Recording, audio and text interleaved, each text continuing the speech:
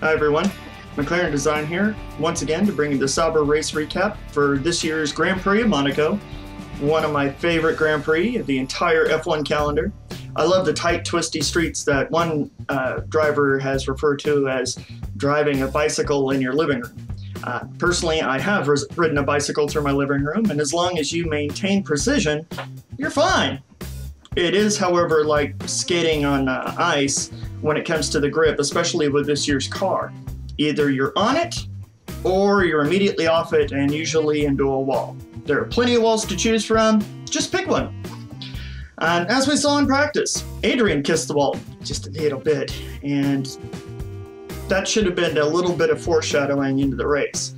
In qualifying, everyone was a little bit conservative. It did look like one of the drivers was held up by a Marussia, but we did see them both exit in Q1, which is sadly the first time that's happened in quite some time.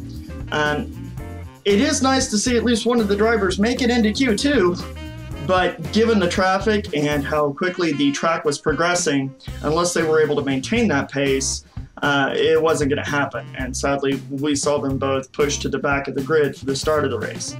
At the start, everybody got away cleanly. As a matter of fact, both drivers made up quite a few positions going into the first turn. At the safety car, I believe Adrian had made up a few positions, but he had to take an early pit stop to take on repairs to his front nose, and that unfortunately put him to the back of the grid right after the safety car.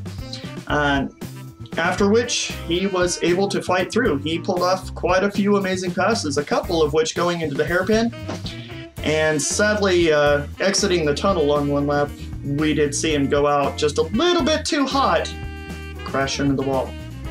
Esteban was also moving up. He had moved up to 8th place and was finally in the points. We almost had a driver there, and with, I believe, a few laps to go, maybe 20 laps or so, maybe less, just clipped the barrier with his rear tire. Just a little bit, 6 inches, maybe even 3 inches more, and he would have cleared it just fine.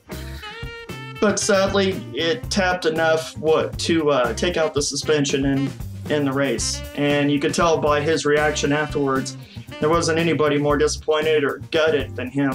He knew he had what he had in the bag, and sadly it slipped through once again. So tough luck.